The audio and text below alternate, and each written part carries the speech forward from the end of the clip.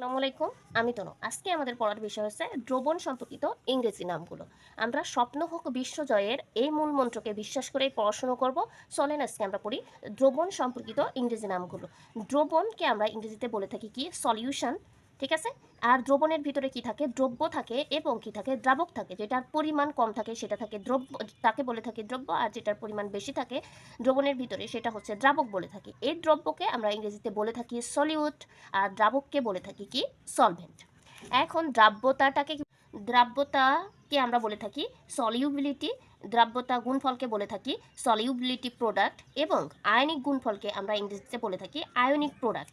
এই ইংরেজি নামগুলো আশা করি আপনাদের কাজে দিবে এবং আপনারা ভালো করে মনে রাখবেন। দরকার হলে আপনাদের আইডিতে শেয়ার করে রাখবেন, মাঝে মাঝেই দেখবেন, তাহলে জিনিসগুলো মনে থাকবে। বিশ্বমানের বই পড়তে গেলে এই শব্দগুলো আমাদের খুবই কাজে দিবে। তাহলে ভিডিওটা